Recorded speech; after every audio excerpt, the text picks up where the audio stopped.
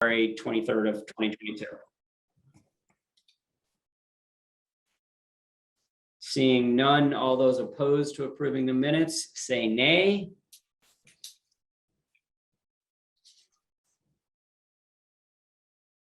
Seeing no one in opposition, the motion to approve the February 23rd, 2022 minutes is hereby approved unanimously. That'll take us to a review of the March 1st, 2022 minutes.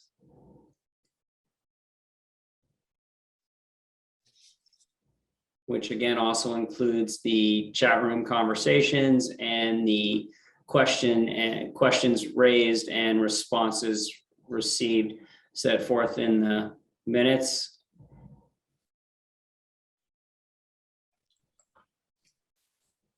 And I do see that I'll comment that, oh no, sorry. Withdraw that. I mistakenly looked down at the bottom section real fast and its school's not represented, and didn't see my school, and it shouldn't be because it's in the above section. So I almost faux pas there. But if anyone has any additions or corrections to the March 1st minutes, I would entertain a motion for that, or alternatively a motion to approve. I'll motion to approve. All right, Mr. Walbert, motion to approve. Do I have a second? I'll second. All right. George Miller, Pine Island Elementary. Thank you, Mr. Miller. Appreciate that. Does anyone have any comments or corrections to the March 1st minutes?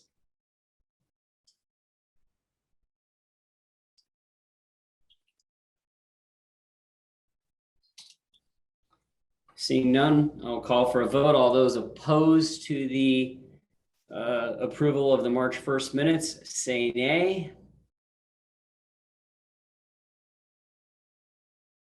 Seeing none, the March 1st minutes are hereby unanimously approved. I'll comment again to our committee, the information that was provided here again regarding the blocks and issues definitely directly led to changes to the district's FAQs and webpage, as well as information that's been presented to the board regarding it, and it has enabled the district to update those responses and look into some of the issues that were raised by the district advisory committee. I know my daughter's school, some of that filtered down to the school because she came home one day and was feeding back to me some of the things that have been discussed at our meeting that they talked about at our school. So I didn't officially hear from Dr. Spiro, but clearly a message went out from the district to the schools. And I know my daughter at least heard some of that.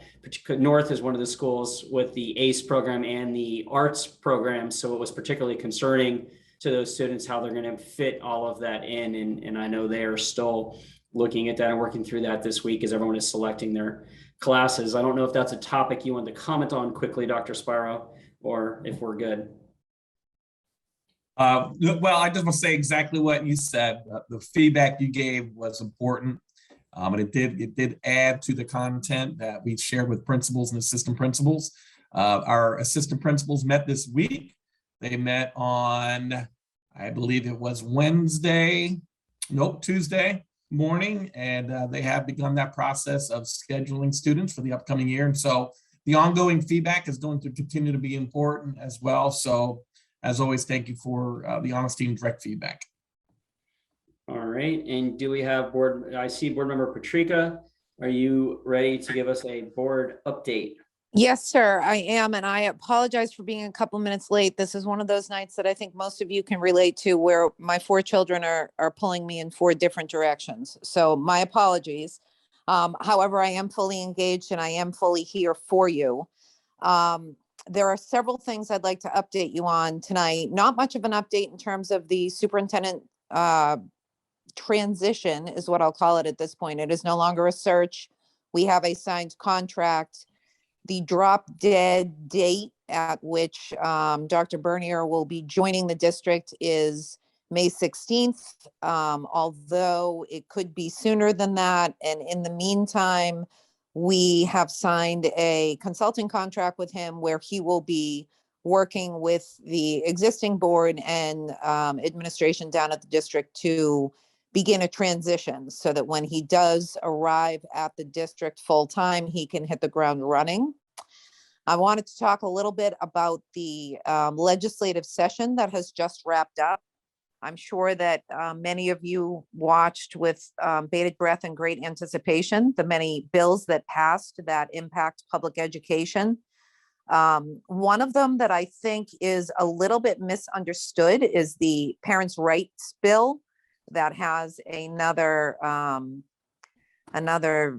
name that's, you know, more popular on social media. I'm going to call it the Parents' Rights Bill, and it talks about appropriate education on certain subjects surrounding sexuality in grades K through 3.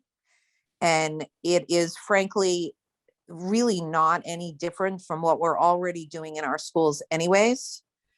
So if anybody's heard anything about that bill or they have any concerns about that bill, I would invite you to please reach out to me so we can have a conversation and hopefully I can put your mind at ease. Another bill that is a little bit annoying to me is the financial literacy education requirement. All students will now be required in the state of Florida to take 1 semester of financial literacy in order to earn a high school diploma. I personally am a little annoyed by that because my husband's a financial planner and I work with him in his business, and our children have known what a credit card is, what a credit score is, and what an interest rate is probably since 5th grade.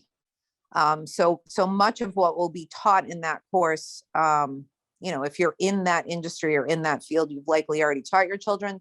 But I did ask the superintendent to determine whether there's a way for students to test out of that class so that they don't have to use a semester on that class if they already know the information. And I'm waiting on that. The other thing that I really want to talk to you about, I'm only going to talk to you about it briefly in hopes of using my next board member comment to give you a more in-depth and graphic picture of the bill that passed that will place the question in front of the voters in Lee County in November of whether you want to continue with an appointed superintendent of schools or you want to move to an elected superintendent of schools. And your school board did vote to oppose the bill before it was passed by the House and the Senate. And we voted to oppose that bill. And we did actually send a letter to the Senate detailing the reasons why we opposed the bill. And I will go through some of those reasons with you. First of all, there are, of the top 120 school districts in the country, and when I say top 120, I mean by size, of the top 120 largest school districts in the country, one of them has an appointed superintendent. And that one is here in Florida. I want to say it's Pasco County. Alabama and Florida are the only 2 states in the union that permit an elected superintendent. In Alabama, there is no district larger than 2,500 students that has an elected superintendent. Here in the state of Florida, there are 13 districts that are graded a C by the state of Florida, which is the lowest grade of any district currently in the state of Florida. The one thing all 13 of those districts have in common is an elected superintendent. It is nearly universal practice in education across the country that superintendents are appointed by school boards. And the other comparison that we made in that letter to the Senate was CEOs of major corporations. The notion of the CEO of Citicorp, for example, running for her job is really rather ludicrous when you think about it. And finally, the amount of time, and I can speak to this from personal experience, the amount of time that it takes to conduct a campaign for public office is tremendous. I am elected out of a single district, which is District 3, covers Estero, Bonita Springs, South Fort Myers, and Fort Myers Beach. Running for this seat by itself is a full-time job. I can't fathom what it would be like to the time commitment necessary to run for a county-wide position, which would be that of the superintendent. That would be a county-wide position.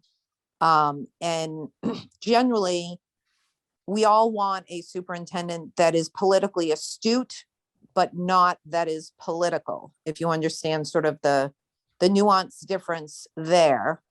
So we want, we told the Senate we want a superintendent that's focused on students and educational outcomes, not politics. And the last thing I'll add, and this is my own personal comment, this goes beyond the letter that was written by the board to the Senate, is that the superintendent is a partisan seat.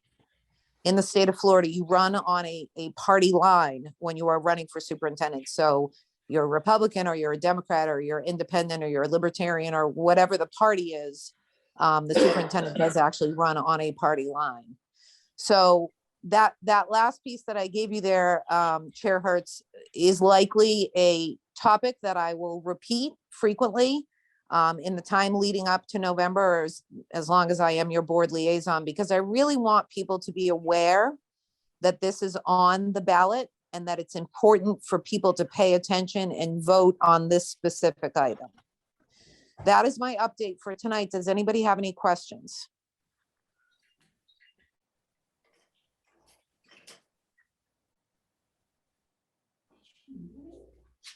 I do not see any questions.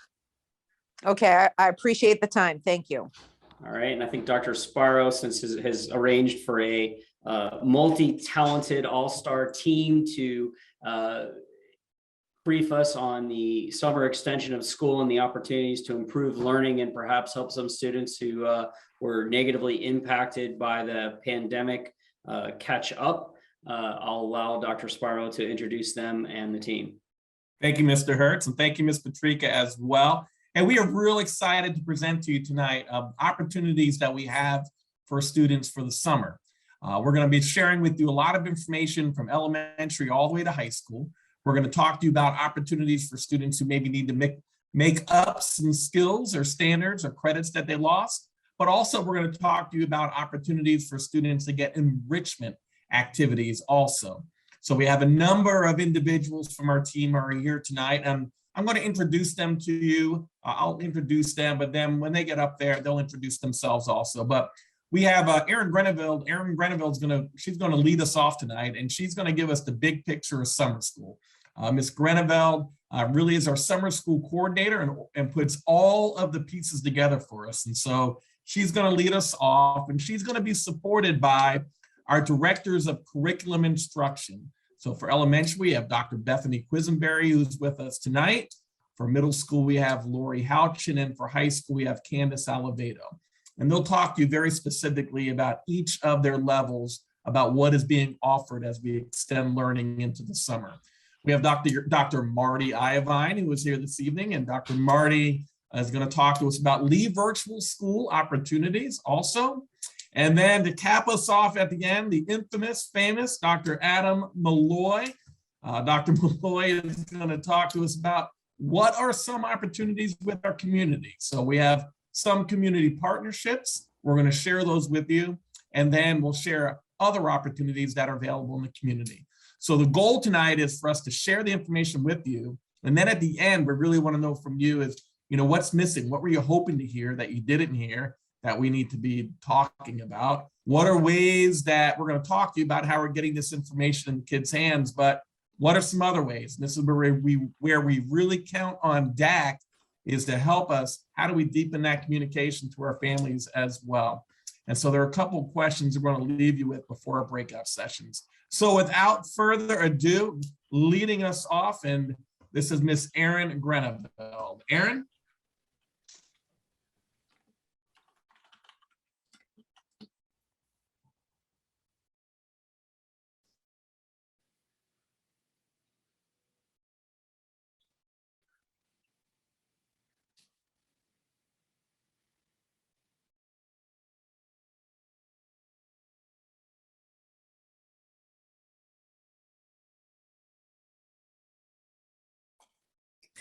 Erin, I'm sorry, you're muted, so you got to start from I'm the very so sorry. beginning. Thank you. That's right. I was quickly trying to scroll through the pictures to see if you were talking or if you were getting set up. So I will start you're now over. unmuted. Thank you so much for welcoming me this evening. I'm happy to share the opportunities that we're going to be having this summer. And like Dr. Spiro started with, we are going to be offering a variety of things for remediation, credit recovery, advancement, enrichment, all kinds of things for our students to continue to grow, to continue to help fill gaps, and also to accelerate. So as we go through the programs tonight, you're going to see a variety of all of those things, but we wanted to start with an understanding of that truly was our purpose as we developed our programs. So for this slide, what it's basically giving you is just a little bit of a snapshot of what the program dates and running times are going to look like this summer. A little bit of a caveat to that is that there are some one-offs, for lack of a better word, of programming that will run a little bit differently, but we will make that very clear. And of course, it will be communicated very clearly. What's nice about the variety of programming that we're offering, especially platform-wise, being face-to-face as well as virtual, it's going to afford students the opportunity, if they so wish, to participate in more than one program. For all of our face-to-face programs, though, for parents on the line, breakfast and lunch will be served. And as we now delve into very specifics with programming, it's important to understand as we go through this that there are some programs that are very criteria-based programs. They're very structured and they're very targeted on who is invited. And then we kind of fan out from there with more programming that is program-specific targeting and then all the way out to full inclusion. And that'll become evident as we talk about these programs. Sorry. So we're going to head into elementary.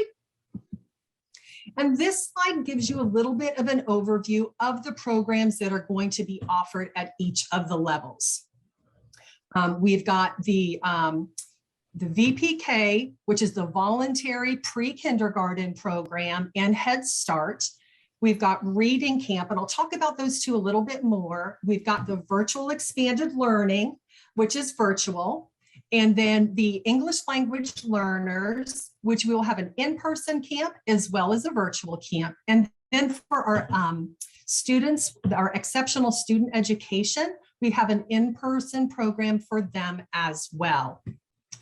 We are going to talk about each one of these programs in more detail in each slide. But for Reading Camp, that would be one of those programs that is very structured and very specific criteria based. That program is for students to give them an opportunity based on FSA testing scores to be able to go ahead with our current legislation to move forward to 4th grade. That program in and of itself, a letter will be coming home because those students are very targeted, and that letter comes home with that communication from the school to those parents. The same is for our exceptional student education program, because those are students in their IEPs that have in their IEP that they should attend summer school. So those are letters that are sent home to very specific parents based on that criteria. And again, the same with our voluntary pre-kindergarten program. Those are for our students that did not attend a program and will be entering kindergarten next year with us and are already registered.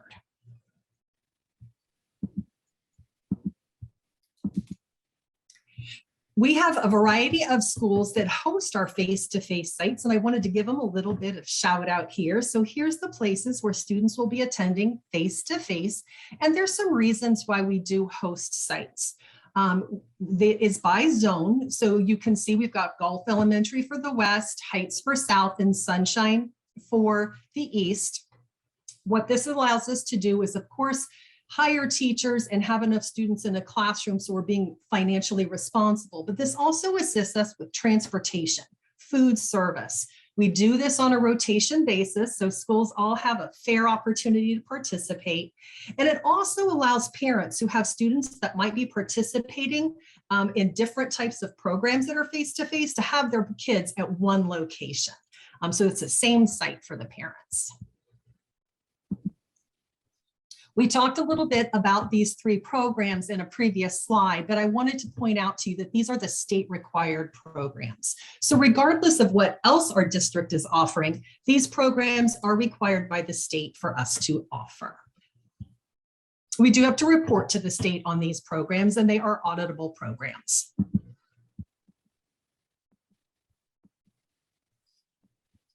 I'm having a hard time moving this forward. I'm sorry. So this is our virtual expanded learning summer program, and I'm going to let Dr. Quisenberry talk to this.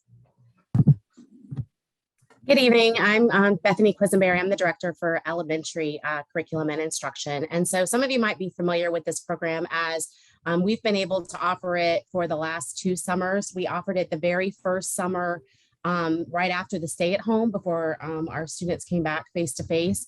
We had a little over 15,000 students that participated that summer.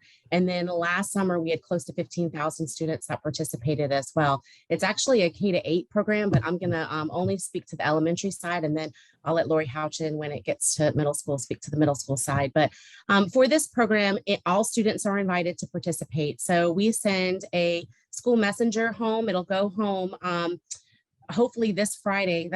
No, today's Wednesday. I was going to say tomorrow. So by this Friday, we'll send out the Google form through a school messenger to all of our families. We'll also backpack it with students at their schools, meaning a paper copy will go home for all students to enroll. So it is current kindergarten students through 5th grade. Families that do enroll, they will have their Chromebook sent home with them for the summer. The students will receive their Chromebook for the summer, and they will use their regular iReady learning path. So they won't have to take an additional diagnostic or anything. They will follow their learning path from their most recent iReady diagnostic. So for 3rd to 5th grade, they just completed that diagnostic right before spring break. And for K-2, they will complete their spring diagnostic at the end of May. So it'll be a very recent student learning path. And so the expectation will be that students complete 45 minutes a week in ELA and 45 minutes a week in math at any time. So it's really just 10 to 15 minutes a day, depending on if you count the weekends. And then the expectation is that they have a 70% pass rate, those are the exact same expectations that students have during the school year for their classrooms. And so families will receive communication each week, letting them know, this congratulations, your student met their goals this week in iReady, or please check on your students' progress. They didn't meet their math minutes, or they're not at a 70% pass rate. But all of that communication will be digital through School Messenger and through a Google Classroom. Thank you. And then I'll let you continue with a face-to-face 2nd grade boot camp. So this is a new program this summer that we are really trying to target our students that we have seen through our data have experienced the most learning loss. So our students that are current in 2nd grade are the students that were in kindergarten the year that we went into the pandemic. And so these students missed their 4th quarter of kindergarten, which is where kindergarten students really learn how to read and the basic number sense. So, and then of course, during when they were in 1st grade, they had lots of interrupted learning with being virtual, and in the beginning of this year, being quarantined. And so we're really finding that we have a large group of students, 56% actually in 2nd grade, that are still performing in phonics at a kindergarten level. And so we really wanted to make sure that we provided an opportunity for these students to try to help to catch them up in those very targeted domains. And so we are identifying current 2nd grade students. So they're the students that are going into 3rd grade next year. We're identifying them through the iReady phonics assessment, as well as an additional assessment, which is part of their phonics program. Students that test in will receive notification again by this Friday that their child is invited to attend the program. As Aaron talked about earlier, the transportation will be provided and lunch and breakfast will be provided as well. It will follow the same hours as the other summer camp face-to-face programs, but the focus will be on phonics and fluency for reading, and then basic number sense for math. And then they'll have a pre-assessment on those skills in the beginning and then a post-assessment at the end. Thank you. Okay, we are going to move on and continuing. As you saw there, that was a little bit of a complete fan out. So that is going to be open. The first program that Dr. Quisenberry talked about, the expanded learning, to all of our K-5 students. And then we have kind of a fill the gap and help our second grade students who are incoming kindergartners when COVID hit. Now we're going to talk a little bit about our English language learners. And at the elementary level, we have a program that will be face-to-face, and its focus will be on science, and it will be inviting fourth grade students that are rising up to fifth grade. And what this program is going to offer is the ability for students to continue their English language acquisition, but using scientific inquiry skills to do that, which will definitely benefit them as they move into fifth grade, and also allows for that socialization and a lot of that social emotional learning as well in this program. This will be communicated to fourth grade students in all of the elementary schools that are English language learners. That communication to participate in this program will come from our department here at the district that oversees this. And then, of course, it will be sent back to the schools for participation. Another opportunity we have for our English language learners is a virtual opportunity. And this is going to allow all of our students in grades K-5 to have the opportunity to participate in Imagine Learning and Rosetta Stone, again, to increase those skills. And they will be overseen by a person here at the district that will make sure that they are on track, offering assistance if it's needed, and of course, checking in. And now we're going to move on to middle school. That completes our elementary school. And just like with elementary school, here is an overview of our middle school offerings. You'll see that there's some similarities from elementary school: the virtual expanded learning, English language learners, the exceptional student education, and then you'll see there are some other offerings as well. If you notice in bold, it will show you or tell you how the program is being offered, if it's in person or if it's virtual. I don't want to read to you, as we will delve into this a little bit more in the slides, but it is certainly something you can come back to for a quick synopsis. As with elementary school, we do have face-to-face sites for our middle school students for some of the programs. If you notice, though, which might be a little confusing at first, they are the high school sites. We combined our middle school and our high school face-to-face because there is a smaller amount of students that are attending face-to-face. And again, this sometimes helps parents. It also helps with transportation, food service, and etc. So what we have is back on track for middle school credit recovery. This is going to be done virtually, and it's going to be done through the Edgenuity program. It does allow all of our students in grades 6 through 8 to recover any credit that is needed in a core academic subject area. They will be assigned to a teacher. They will have a Google Classroom. They will have assignments. They will have access to that teacher every single day. And so we want them on track for moving on and moving up. The invite for this program will come directly from the school. And in that, you will also know, if you receive that invite, you will be able to know exactly what it is that the student needs to recover. So it's a very detailed letter for the parents, so they know exactly what their students need to be able to move on or capture that credit. One thing that will happen this year that is good information for all of us to have and to share out there is When students go through the testing process, it will still be done virtually, but it will be done a little bit back like we did when we were all home in 2020. And that is the student will need to arrange a time with their teacher to take that assessment, and it will be done via Zoom using the light speed and using the cameras just like we did before. And of course, all of this will be explained.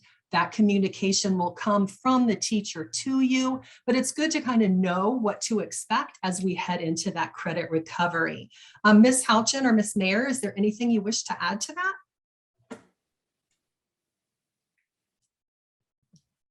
No, except for that, it'll just be their core classes that they'll be concentrating on. Correct. Thank you. We do have the English language learners camp. Again, that will be face-to-face at the middle school level. And it does also focus on science at this level. And this targets our 6th and 7th grade students that will be moving up into 8th grade. Again, for the same reasons that we had at the elementary level. This will allow them to continue their English language acquisition, as well as focus on those science skills as they head into 8th grade. And our 6th through 8th graders also have the opportunity to work from home virtually in support in Imagine Learning and with Rosetta Stone. And again, just a reminder, this invite will be coming directly from our ESOL department that oversees our English language learners. And that will come from them based on that criteria. And it will come home with your student and then return to the school. And this is our 6 through 8 virtual expanded learning program, just like we do at the elementary level. And I'm not sure if it's going to be Ms. Houchin or Dr. Quisenberry that would like to talk about this. Dr. Quisenberry did a great job covering this. So it's very similar. The only thing that I would add is the diagnostic is adaptive. So it pushes the student as high as they can go. And then the learning path that is generated, sometimes for some students, that's filling holes, filling gaps, and for others, it's enriching them and pushing them further along in the standard. So every student, whether they're struggling in a certain subject or they're excelling in a certain subject, will benefit from using this program over the summer. And we do have administrators who will be reviewing that and sending progress reports to each kid's family. Thank you. Those are great points. We also are offering to our middle school students our summer STEM camps. Ms. Salaveda, would you like to talk about that? Absolutely. Thank you, Erin. So we're very excited during the summers that we are able to invite our 6th, 7th, and 8th grade students to STEM camps that we have going on. These dates are slightly different. If you notice on the screen, they are July 5th through the 14th, and they are also full days. So the times are a little different than what Erin shared at the very beginning. We have 2 camps running this summer, one being hosted at Cape Coral High School and one at Dunbar High School. And they really are able to showcase some of the programs unique to those high schools. So when your students sign up for them, it gives a glimpse into what your student could be engaged with during their high school career. These will be going out to schools on Friday. So we will be sending a message out to all of our middle school students on Friday, and then a parent messenger going home next week. That is an application. So any 6th through 8th grade student can participate. They fill out this application online with their interest.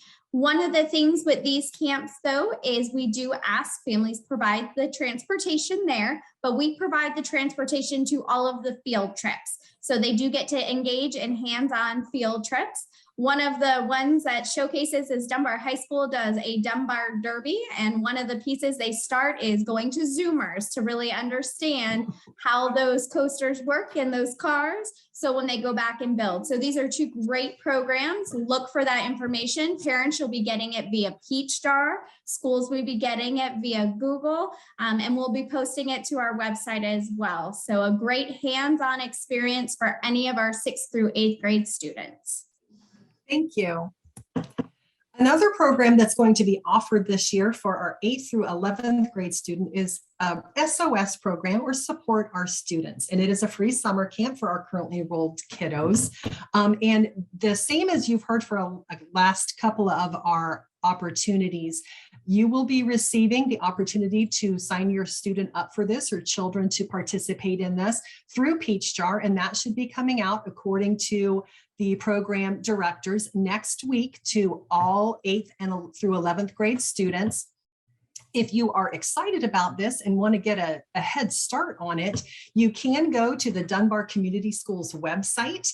They already have information there that you can see, and a guide to the application process. There's also a QR code on that site that would give you more information, but you will receive this flyer that will have that application and the QR code in it via Peach Jar next week. Now we're going to move to our high school opportunities. This allows you to see, just like the other programs, everything that we're offering at the high school level. Again, you're going to see a lot of similar things that are being offered, but we get a little bit more specific once we head into high school. Again, bolded for you is how the program's being offered, virtual or in person. And just like you'll see, this mirrors our middle school. These are the same schools for our high schools for anything that is hosted face-to-face. We talk about all of the high schools during testing week and driver's ed as we delve into more detail with those programs, so that's better understood. So we do again have credit recovery for our students in high school, 9th through 12th grade. And I'll let Ms. Alaveda talk about that. Thank you, Erin. So Erin did a great job with this as she talked about the middle school pieces, and it really follows the same, but it's important to note here, as your high school students, they're earning their credits for graduation. So if any of your students are working in Edgenuity right now, or at a point where they could potentially be losing credit, you're going to want to make sure that you ask your student about this. We will be sending invites out directly to the parents with all that detailed information that Erin said there, but it's super important that they engage in this work during the summer. While those dates are specific that Erin talked about earlier, starting in June, they can work through, they have teachers specific hours, but one of the pieces to note and capitalize on is our partners with Edgenuity have heard our high school students. They are working as well. They need support of all hours of the day. So we have concept coaches through Edgenuity. So while they're going to have a specific teacher assigned to them from their high school, they will also have access to tutoring Monday through Friday, all the way up until 10 p.m. in the evenings. They will have access to a tutor on Saturdays, and then again on Sundays from 6:30 to 10 p.m. So this is a person they are able to connect with, live chat. That person has a whiteboard where they can work out problems. And again, it's a certified teacher through Edgenuity. So this program actually is a double whammy. You get a certified teacher via the high school who's going to know your student and child. And then we also have our partnership with Edgenuity. Our goal with this is really on track for an on-time graduation. We know that the last 2 years have been tough. We know getting back this year, we are resetting the groundwork. So please be on the lookout for those invites. They will be personal invites from your child's school. Thank you. And I'm going to just let you continue, Candace. Sure thing. So we are very excited. We have a new program we're going to be launching this summer. And you notice on the first screen, it says tentatively in person. We're still working out a few of these pieces, but our incoming 9th graders, so current 8th graders, so for our families on here and our middle schools, this is really for you as your students are coming into 9th grade. As Dr. Quisenberry talked about, we've really seen those 2nd grade students have the hardest impact the last 2 years. Well, as we move in the grade levels, we've really seen math take a hard hit.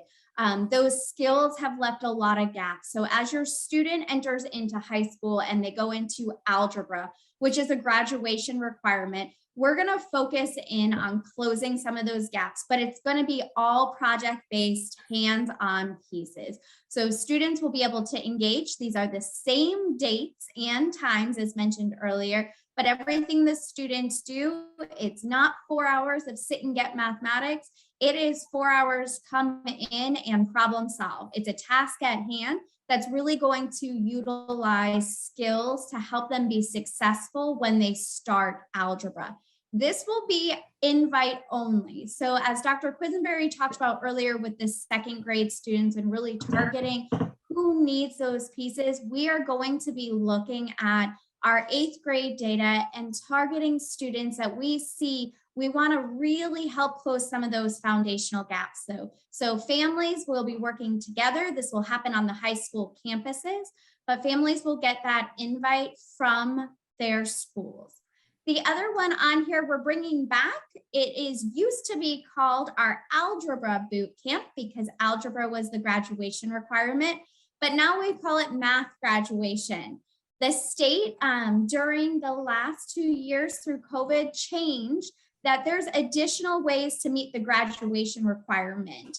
They can meet it through an algebra assessment, a geometry assessment, or taking the ACT, SAT and getting a concordant score. So for this Math Graduation Boot Camp, we're focusing in on all 4 of those areas. And it is just that.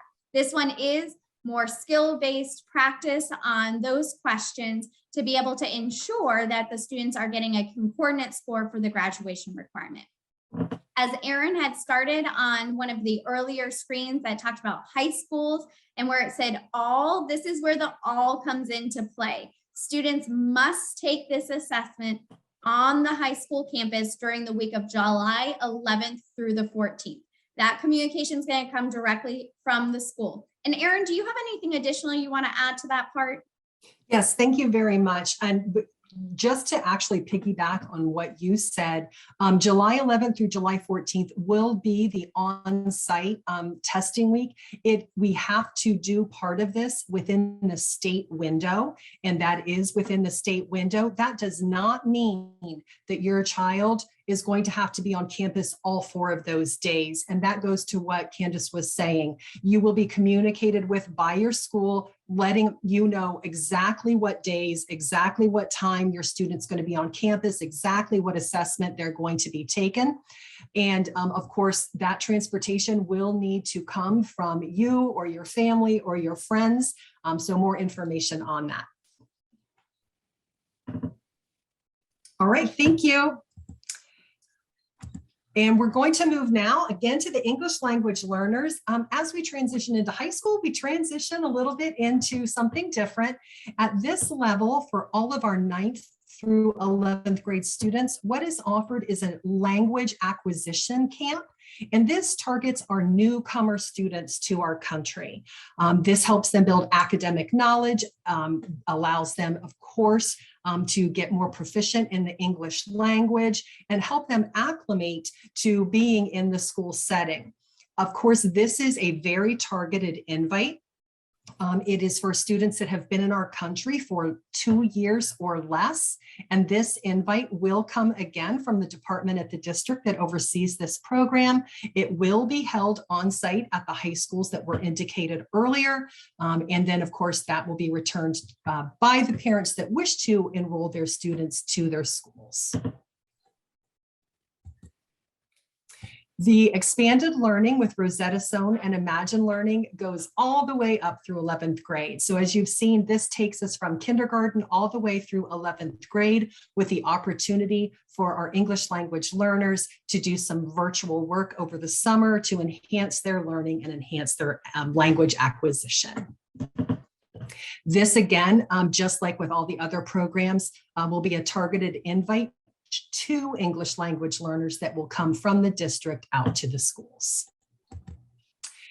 We talked about this program already. I wanted to bring it back into the high school level because it is for our 8th through 11th grade students. So just know high school will have the same peach jar go out and the opportunity if you like to enroll your students in this program. And now we're going to move to our Leave Virtual options, and I'll turn it over to Dr. Ivine. Good evening. I'm Marty Ivy, and I am one of the administrators here at Lee Virtual School. One of the things that Dr. Spiro mentioned in the beginning is that those students that want to advance, that enrichment, the students that love to continue learning and want to move ahead. So this year we have a new opportunity for those 8th graders moving on to high school. We are providing some courses that they can do so beforehand, making that transition a little easier going into high school. And they're able to take the HOPE credit, Spanish 1 and 2, as well as the opportunity for driver's ed if they meet that requirement due to age. So that is some of the courses that we have for those 8th graders moving on to high school. One thing with this as well is it's going to start earlier than the other summer school, that other extension, where we are going to begin June 7th. The way that these 8th graders can sign up for this is through their actual traditional brick and mortar school. Their assistant principals as well as school counselors are aware of this, and they're going to start sharing this information with those 8th graders that want to get ahead and in advance before they move on into 9th grade. So that's an opportunity that they will have. And I can go into more details about that as well when we go into the breakout sessions with high school, as well as our other administrator, Ms. Berry. She'll be with the middle school during that breakout session. Now with the high school level, with our grade 9 through 11, this is also an opportunity for that acceleration where we are going to have HOPE, driver's education, right there on the screen, Spanish 1 and 2, as well as our core for those students that want to continue that learning and want to move ahead of the game. Okay, thank you so much. And now I'm going to turn this over to Dr. Adam Malloy. Thank you guys so much. My name is Adam Malloy. I'm in community engagement with the school district. It's an honor to be with you tonight to talk about some of the expanded learning opportunities we have with our community partners. So one of the major goals for us as a district, as you saw all of our experts, talk about, is to really fill that gap between the end of the school year and the beginning of the next school year. The learning loss is real, and we really are trying to make our summer programs be part of the learning equation. And one of the ways that we're trying to do that as a team is really to expand those opportunities with our partners. So these programs that we're working with the Boys and Girls Club, IMAG, the YMCA, at our own school sites, they really do have the potential to help children improve, not just academic outcomes, but also to address some of the other, issues that they might be having as well. So, this has grown from working with the YMCA at one site, Cypress Lake Middle 2 years ago, to now we are working at 7 sites with these 3 organizations, each one of them, kind of expanding their learning program offerings. And we're hoping that each summer we add a little bit more for our students and connect it and streamline it with what exactly they need, while also offering some of the traditional summer camp activities. So I did mention, some of the, and I know that it's been highlighted and probably common knowledge for you guys, but this is really important. And what's really driving this is, how important summer is. Summer vacation, we know, takes a toll on students' knowledge and skills. They perform on average when they report at the beginning of the year about 1 month behind where they left off. And now this disproportionately affects low-income students. So while all students lose some ground in mathematics, Low-income students lose more ground in reading. Most disturbing is that summer learning loss is cumulative. So over time, the difference between the summer learning rates of low-income and higher-income students contributes substantially to the achievement gap. So I did think that this was one kind of novel way in which the district was looking to address that, in addition to all of its offerings that have been presented tonight. So I did want to not only link where you can access the application, but working with the Boys and Girls Club of Lee County, they will be offering summer camp for 8 weeks. So that starts June 6th to July 29th at Gulf Middle, James Stevens, and Varsity Lakes. That's an expansion for Boys and Girls Club. Their new CEO is very eager to kind of take Boys and Girls Club to not only a more visible level, but to a level in which their programming is seen as looking to address some of the learning loss that we're concerned about at the district. Really excited about IMAG History and Science Center. This is the former Imaginarium, and so working with their team, they have a very competitive summer camp offering at the Imaginarium, or what was formerly the Imaginarium, with the big water tower downtown. We are going to be expanding the IMAG offerings at 2 of our sites at Tortuga Preserve and Villas. And I have linked the IMAG signups there, and then also the YMCA of Southwest Florida. You see expanding from Cypress Lake to Hector Cafferata, Lehigh Acres Middle, and Three Oaks Middle. So this is something that we really have built over time, and this is something I think that has a lot of potential as we streamline our efforts to capture these students' needs over the course of the summer.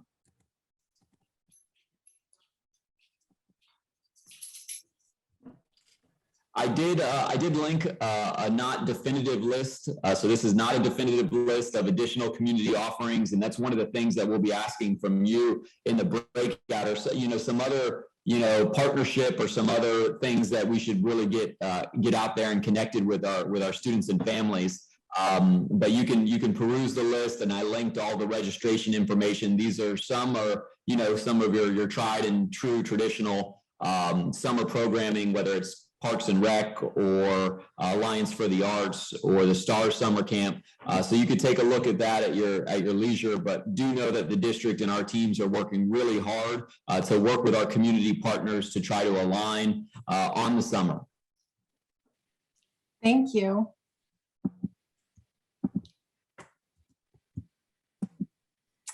And at this time, that pretty much concludes the presentation, of the formal presentation, and I will turn it back over to Dr. Spiro.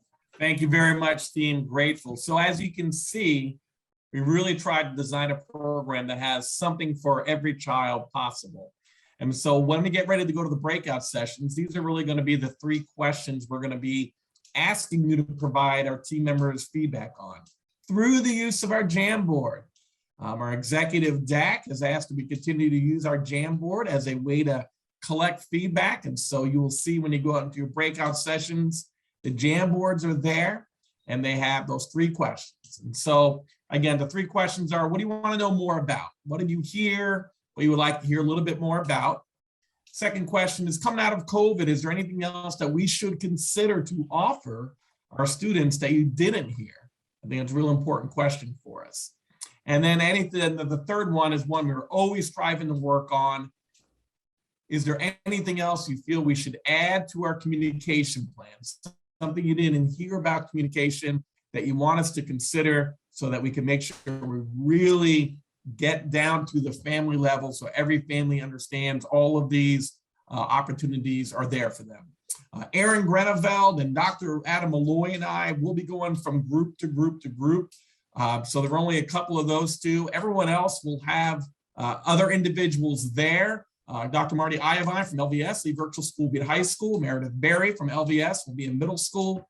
And then your directors of curriculum, of course, are elementary, middle, and high school. That will be Bethany, Lori, and Candace, and they'll be in those breakout sessions. So without further ado, Erica, if you could send us off to our breakout sessions, and we'll see everybody back in about a half hour.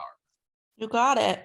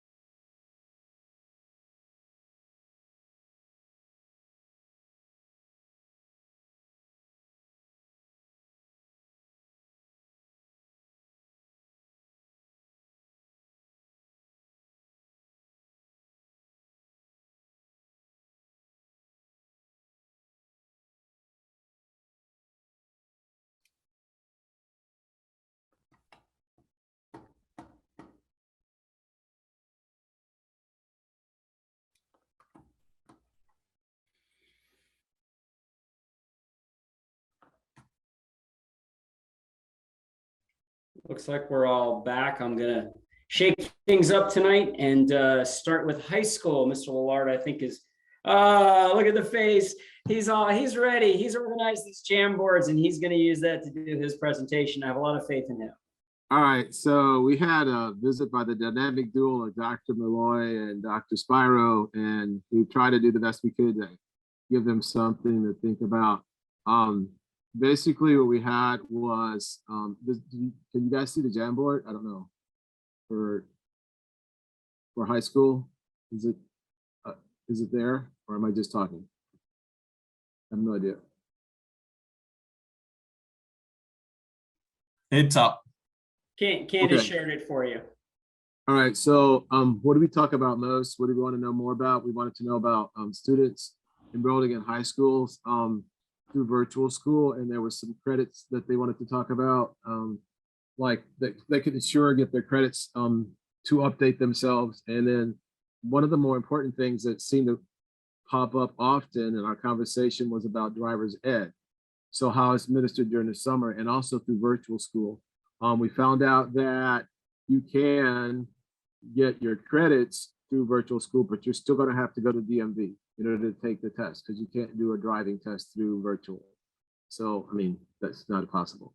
The other thing was about volunteering opportunities for children, because they need to be able to get those points if they want to get Bright Future Scholars and some of the other things, other opportunities available. And so they asked if we could provide those kind of opportunities for the district could provide those. A comment I made was interesting about how they wanted to have the extended teacher, where you could have a teacher appointed to you or to the student like over the summer. And I thought that'd be kind of interesting to extend through the year, because there's a lot of kids that need that extra engagement simply because they may not connect. And kids, like we've been talking about, there's a gap, a learning gap that's occurred. And I think some kids are feeling left off. Not anything that we've done or they've done, it's just the fact that they haven't been connected with. And so having that one teacher, I think, is a really excellent novel idea through the summer, but I thought maybe like through the school year, that would be something to do also to add on to those kids. And how do you assess that? I don't know, but I just thought it was a really excellent idea. And then providing information, financial literacy. We thought that was great.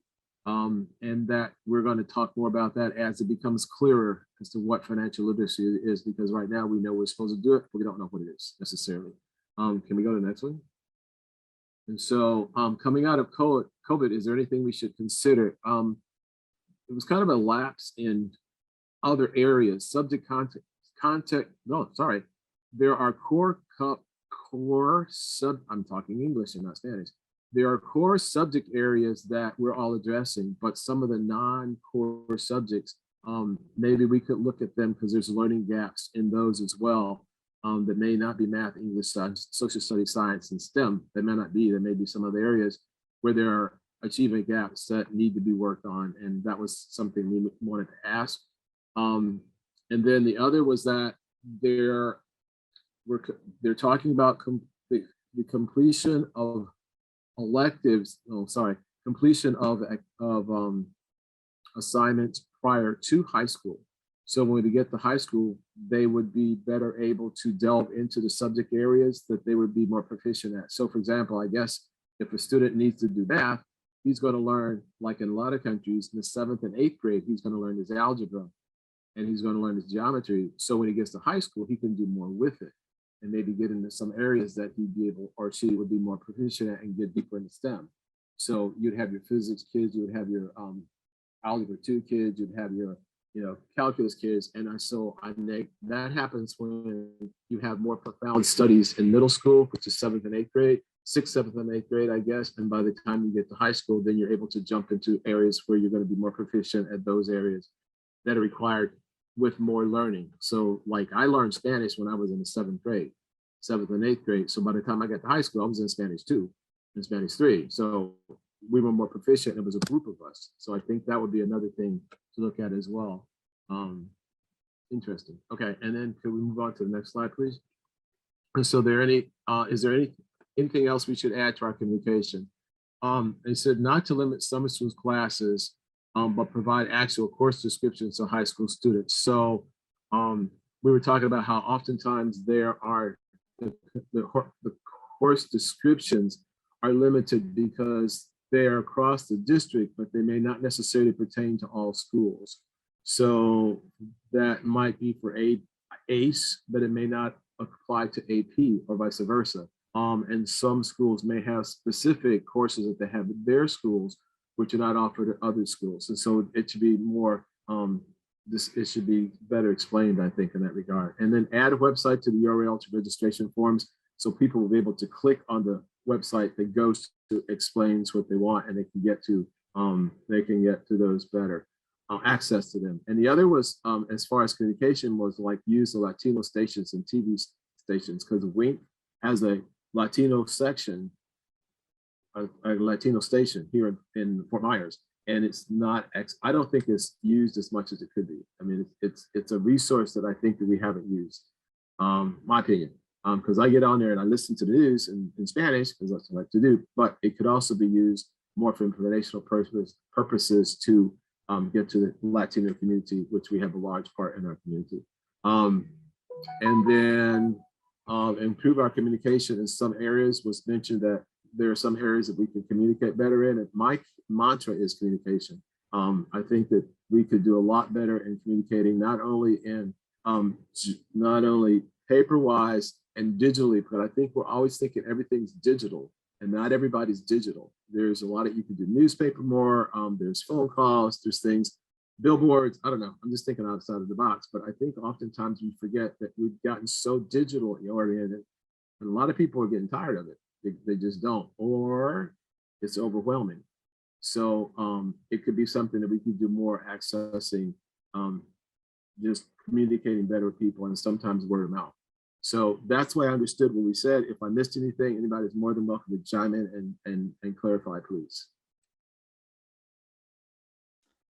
I think you did a wonderful job there, and we will move to middle school. And I think that was a great tool there, Candace, for you to display that. So I would ask if, there you go, look at that. Speak and it shall happen. So I think we're continuing to improve on our use of the Jamboard there, Dr. Sparrow, that this is not only a great way to do this, but it provides a great way to show everybody what was discussed.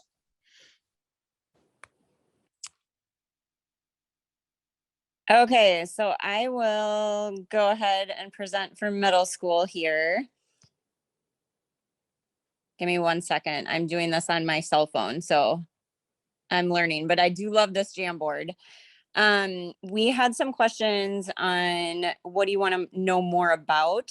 We had some questions relating to data. Of course, you know, lots of us want to know the numbers. So when it comes to summer learning and some of the programs like iReady from last summer and some of the other enhancement programs, what percentage of kids actually showed growth the following school year because of that, and you know how many were meeting that 70% and how that actually affected them. And I think that is actually, I don't know that we were able to have that question answered, because I know it's pulling a lot of reports from iReady to try and crunch those numbers through, you know, hundreds of students. However, there are lots of parents that do wonder, is it worth it, you know, for my child to sit through, you know, doing iReady over the summer in math and science and reading, if it's not going to be worth it in the end. So we did have some questions about that, as well as Edgenuity, same thing. And then kind of piggybacking off of high school, I actually had a question about driver's ed, whether or not that course was specifically for the coursework or for any behind the wheel. Insurance rates are super, super high for especially 16-year-old males. So that behind the wheel course drops insurance rates. So we were wondering about that. And I don't know if that's something that can be offered at the high school level as well as that driver's ed coursework or not. So you might want to throw that one on the high school Jamboard. Let's see here. And we did have some discussion around what happens to students in middle school that can't attend summer school or do any of the summer school programs, and they do need to have credit retrieval. So there's they're, you know, as an 8th grade student, if they don't get their credits, they do have to remain back in 8th grade to get those credits. And there's credit retrieval programs. There's lots of different things that the middle schools are doing throughout the year to make sure that you know, hopefully doesn't happen to a whole lot of students. But in the end, if it does, it's necessary, then that's the end result, is having to repeat 8th grade. My dog is trying to get into the picture here. Coming out of COVID, is there anything else that we should consider? I liked these ones. Lots of students and families, back to the mental health issue, are still struggling with those types of things. Is there anything that we can offer in the summer to address those issues? A couple of people in our group agreed with that. It would be interesting to see if there was any way to offer some sort of face-to-face summer learning opportunity to address the mental health issues, or help students continue to cope with those mental health issues while at school in the school environment. And then lastly here, is there anything else that we should add to our communication plan? So I like what Mr. Elard said there about some people not getting to the electronic versions of things, and some people just being really sick of, you know, seeing them and just deleting things as they come through. We had some discussion around considering working with different churches in the community and organizations to help advertise those summer offerings at their churches, and also the Spanish community at different churches as well. We had some questions about fixing, or parents being able to fix their phone numbers and addresses more easily in Focus. And it looks like that might be relayed onto the Focus team to take a look at. And what am I missing here? School Messenger, just continuing to send out school messengers, maybe even more than once, to just remind parents and families to take a look at the summer opportunities, maybe offering some direct links in there for signups for the ones that aren't being sent home directly to individualized students. And I believe that's it. Did I miss anything, Linda?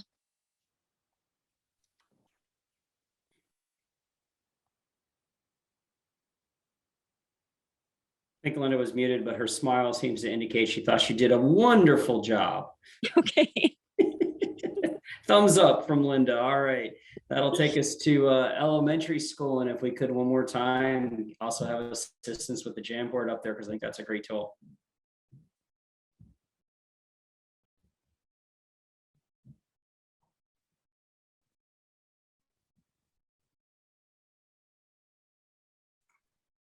Is it Shanna that's getting the Jamboard up?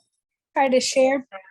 Yes, I can try to share, but I need to be given access to the screen sharing, please.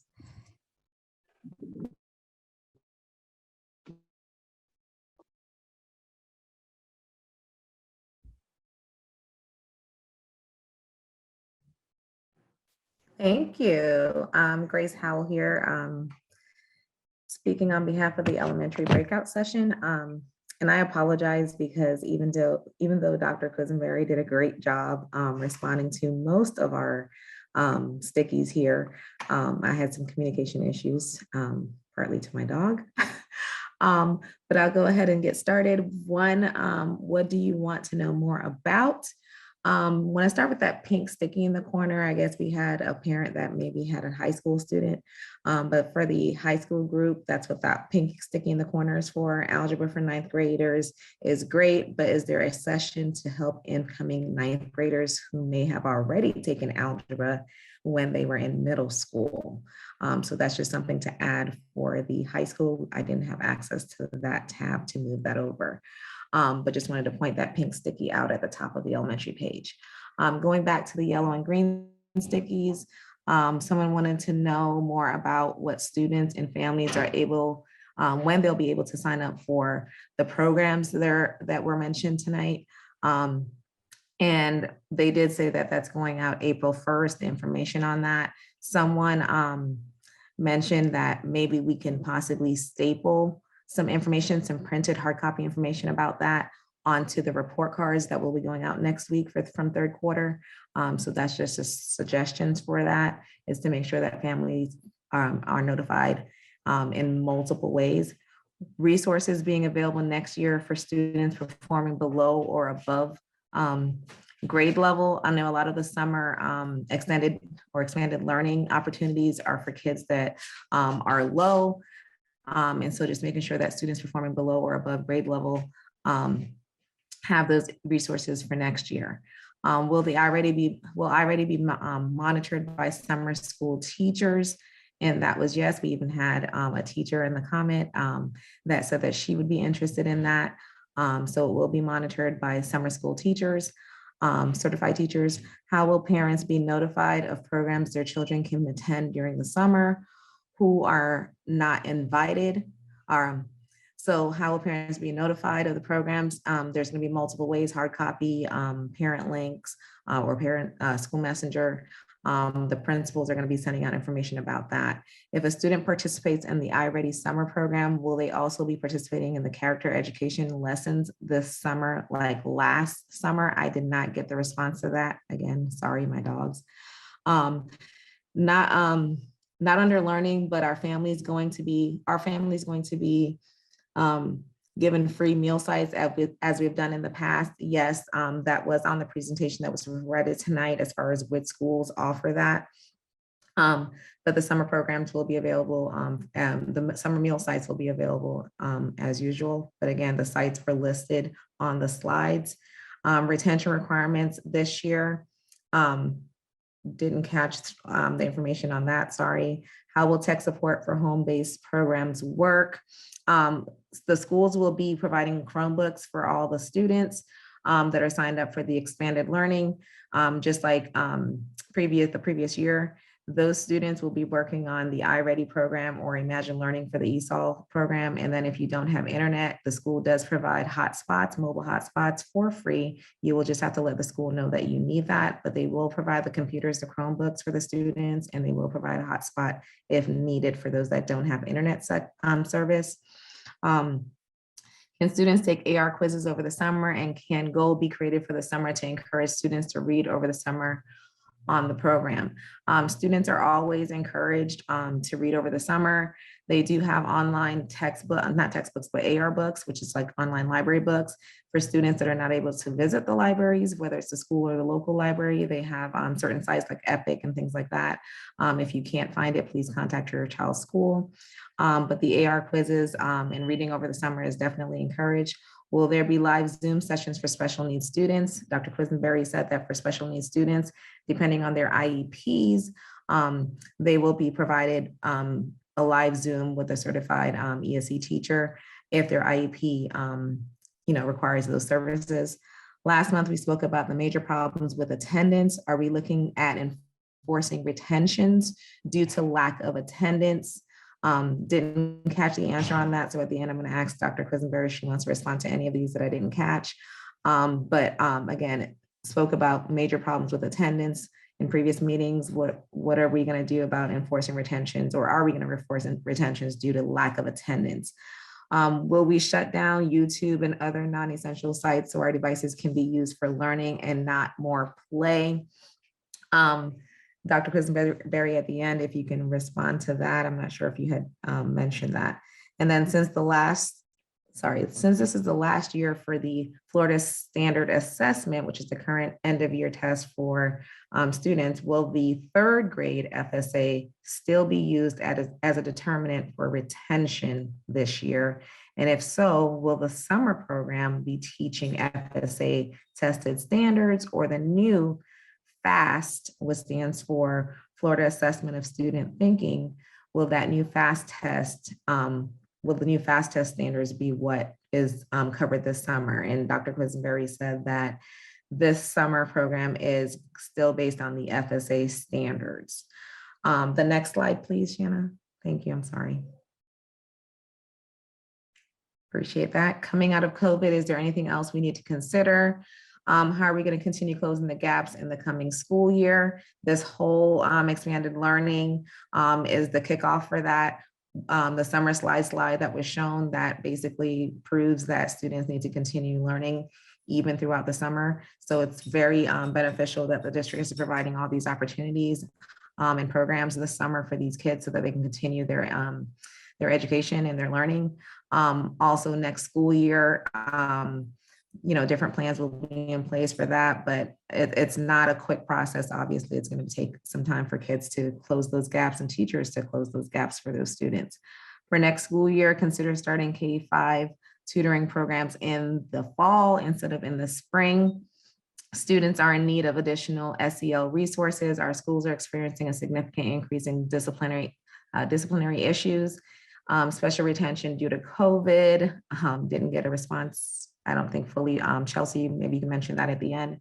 More reading programs in person for all student grade level, and love that the K2 tutoring this year, but agree about starting it earlier. So that's in response to having the tutoring offered in the fall, or starting in the fall instead of the spring. Next slide, Shanna.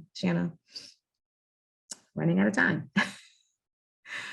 All right, and then the last Jamboard for elementary, is there anything else we should add to our communication plan?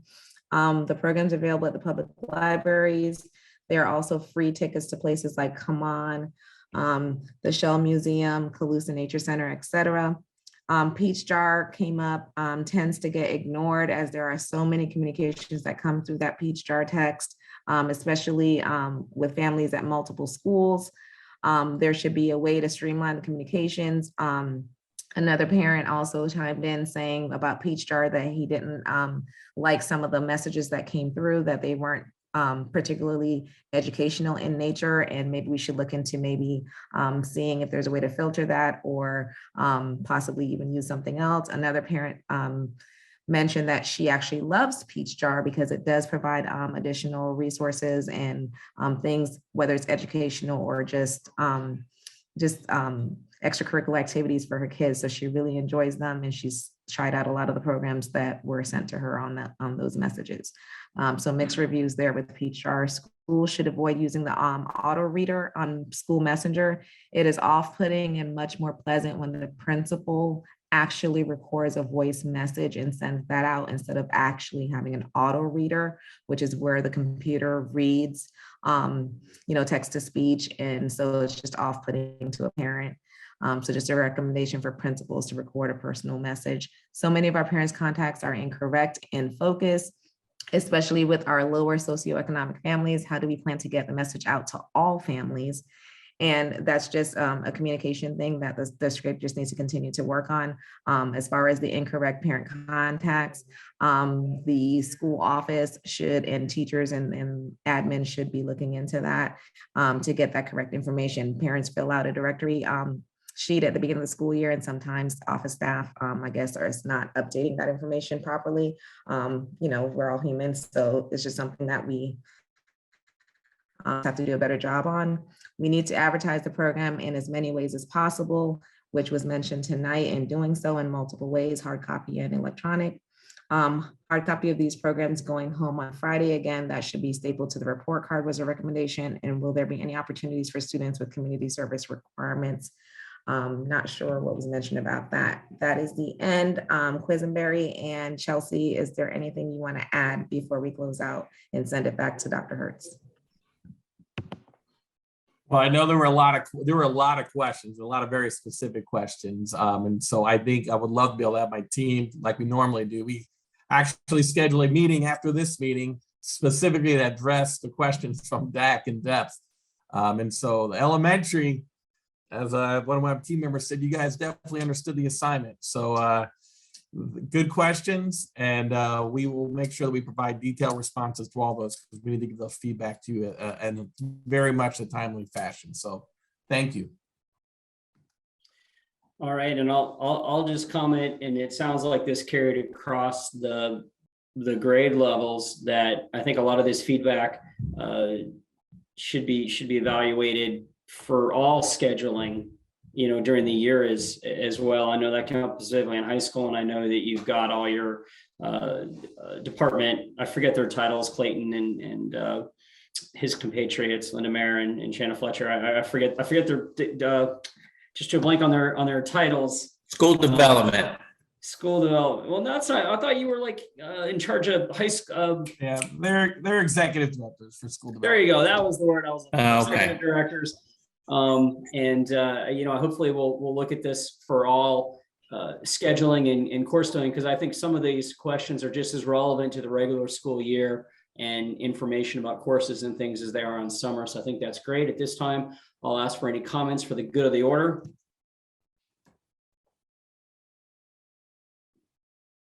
Seeing none, I'll happily entertain a motion to adjourn.